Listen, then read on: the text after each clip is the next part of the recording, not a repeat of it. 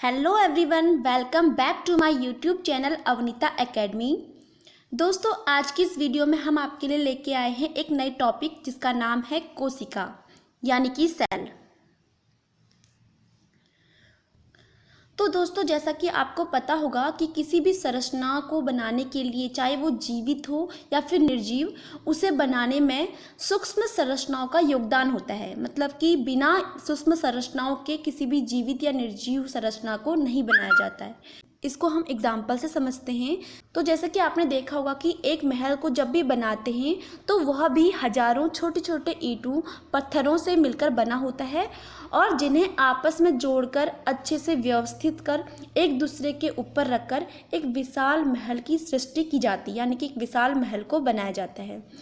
इसी प्रकार आपने देखा होगा कि लोहे का टुकड़ा भी एक असंख्य लोहे के परमाणु से मिलकर बना होता है और इसी प्रकार पादप और जंतुओं का शरीर भी छोटी छोटी इकाइयों को व्यवस्थित रूप से जोड़ने के कारण निर्मित होता है।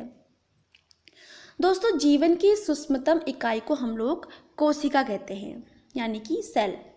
और यही कोशिकाएं जो होती हैं ये लाखों करोड़ों की संख्या में इकट्ठा होकर संपूर्ण शरीर का निर्माण करती है। तो दोस्तों, इतना तो आपको समझ में आ चुका होगा कि कोशिका क्या है। दोस्तों, कोशिका जीवों के शरीर की सबसे छोटी कार्यात्मक एवं संरचनात्मक इकाई होती है। जब भी कोशिका का अध्ययन किया जाता है, यानी कि कोशिका की स्टडी की जाती है, तो उसे साइटोलॉजी कहा जाता है। कोशिका का अंग्रेजी शब्द सेल लैटिन भाषा के सेलुला शब्द से लिया गया है, जिसका अर्थ होता है एक छोटा सा कमरा। कोशिका का विधिवत अध्ययन, कोशिका विज्ञान, जैसे कि यहाँ पर मैंने बता दिया कि कोशिका का अध्ययन साइटोलॉजी कहते हैं या फिर कोशिका जैविक कहलाता है, यानी कि सेल बायोलॉजी कहलाता है। अक्सर हमने देखा होगा कि कुछ एक कोशिकीय जीव होते हैं जिनमें पैरामीशियम और अमीबा ये सब इसके अंतर्गत आते हैं। तो एक कोशिकीय जीव ऐसे होते हैं जिनका शरीर केवल एक ही कोशिका से मिलकर बना होता है, उन्हें एक कोशिकीय जीव कहते हैं। अक्सर एग्जाम में पूछा जाता है एक कोशिकीय जीव और बहुकोशिकीय जीव क्या होते हैं, तो वहाँ पर हम लोग समझ जाएंगे कि ऐसे जीव जिनका शरीर केवल एक ही कोशिका से मिलकर बना होता है वो एक कोशिकीय जीव होते हैं, और जिनका शरीर अनेक कोशिकाओं से मिलकर बना होता है वे बहुकोशिकीय जीव कहलाते हैं। जैसे कि मनुष्य, कुत्ता, पेड़, ये सब इसके अंतर्गत आते हैं। ठीक है। कोशिका की खोज सर्वप्रथम अंग्रेज वैज्ञानिक रॉबर्ट हुक ने सन 1665 ईस्वी में की थी। इन्हें कोशिका का जनक भी कहा जाता है। तो दोस्तों, रॉबर्ट हुक ने मृत कोशिका को खोजा था, जबकि जीवित कोशिका को देखने का श्रेय लिवेनहॉक को जाता है, जिन्होंने जीवाणु की जीवित कोशिका को सबसे पहले देखा था। अगर हम लोग सेल्स की डेफिनेशन की बात करें तो जीवों की जैविक क्रियाओं की रचना करने वाली तथा उनका संचालन करने वाली मौलिक इकाई को कोशिका कहते हैं। यानी कि जो जीव हैं उनकी जैविक क्रियाओं की रचना और उनका संचालन करने वाली मौलिक इकाई को हम कोशिका कहते हैं। तो वैसे तो अधिकांश कोशिकाएं सूक्ष्मदर्शी होती हैं, यानी कि उनको देखने के लिए हमको माइक्रोस्कोप की जरूरत पड़ती है, परंतु कोशिकाओं के आकार में अत्यधिक भिन्नता भी होती है। अक्सर आपने देखा होगा कि कोशिकाएं जो होती है इनका आकार भिन्न भिन्न होता है। कुछ कोशिकाओं को हम खुली आंखों से भी देख सकते हैं, जैसे कि शुतुरमुर्ग का अंडा। सबसे बड़ी कोशिका जो होती है वो शुतुरमुर्ग के अंडे की कोशिका है। ठीक है। तो ये क्या है, इन्हें हम लोग खुली आंखों से देख सकते हैं, यानी कि इनको देखने के लिए हमको माइक्रोस्कोप की जरूरत नहीं पड़ती है। सबसे छोटी कोशिका होती है माइक्रोप्लाज्मा। अगर हम मानव शरीर की बात करें तो मानव शरीर की सबसे लंबी कोशिका होती है न्यूरॉन। दोस्तों, न्यूरॉन को तंत्रिका कोशिका या फिर तंत्रिका कोशिका भी कहा जाता है। ठीक है। यह तंत्रिका तंत्र में स्थित एक उत्तेजनी कोशिका होती है, यानी कि ये नर्वस सिस्टम में उपस्थित एक उत्तेजनी कोशिका होती है, और इस कोशिका का कार्य होता है मस्तिष्क से सूचना का आदान प्रदान करना। ठीक है। और मानव शरीर में सबसे छोटी कोशिका जो होती है वह है स्पर्म।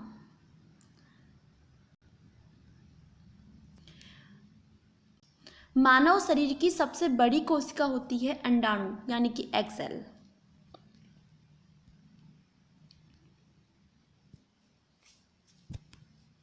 अगर हम लोग कोशिका के प्रकार की बात करें तो कोशिका को दो भागों में बांटा गया है, जिसमें सबसे पहला है यूकैरियोटिक्स, सेकंड है प्रोकैरियोटिक्स। अब हम बात करते हैं कि प्रोकैरियोटिक कोशिका और यूकैरियोटिक कोशिका क्या होती हैं। जैसा कि यहाँ पर देख सकते हैं आप डायग्राम प्रोकैरियोटिक कोशिका की।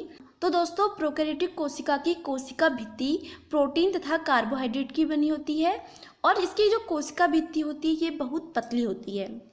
इसमें माइटोकॉन्ड्रिया, एंडोप्लाज्मिक रेटिकुलम, गोल्जी, केंद्रक झिल्ली, लाइसोसोम, केंद्रिका और सेंट्रियोल ये सब अनुपस्थित होते हैं।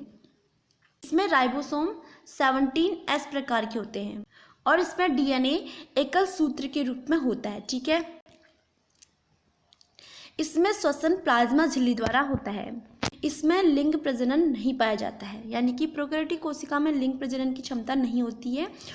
अब बात करते हैं हम लोग यूकैरियोटिक कोशिका की। प्रोकैरियोटिक कोशिका में कोशिका भित्ति प्रोटीन तथा कार्बोहाइड्रेट की बनी होती है और जबकि यूकैरियोटिक्स में कोशिका भित्ति सेलुलोज की बनी होती है।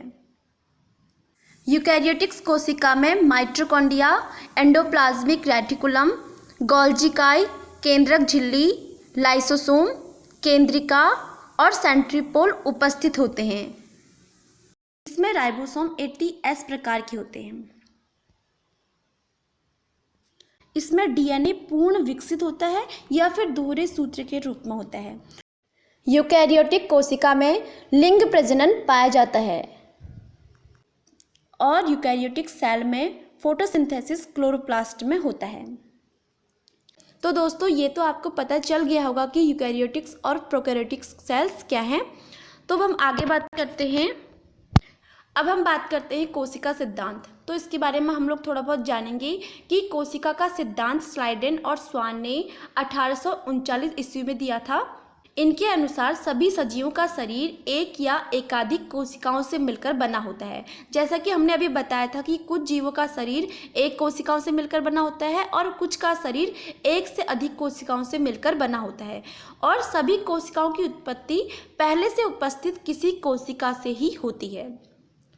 इसमें सेकंड है, कोशिका जीवों की सबसे छोटी संरचनात्मक इकाई के साथ साथ क्रियात्मक इकाई यानी कि फंक्शनल यूनिट भी होती है और प्रत्येक कोशिका की उत्पत्ति मातृ कोशिका यानी कि पेरेंट सेल से होती है, जिसका अर्थ है कोशिका में जनन क्षमता पाई जाती है। ठीक है, इसमें फोर्थ है, अनेक कोशिकाएं मिलकर ऊतक बनाती हैं। कोशिका की उत्पत्ति जिस क्रिया से होती है उसमें न्यूक्लियस का मुख्य काम होता है। ठीक है, जितने भी जीव हैं वो सब कोशिका से मिलकर बने होते हैं। प्रत्येक जीव का शरीर एक या अनेक कोशिकाओं से मिलकर बना होता है। अब हम बात करते हैं कोशिका के भाग, यानी कि कोशिका के जो प्रमुख भाग होते हैं उनके बारे में।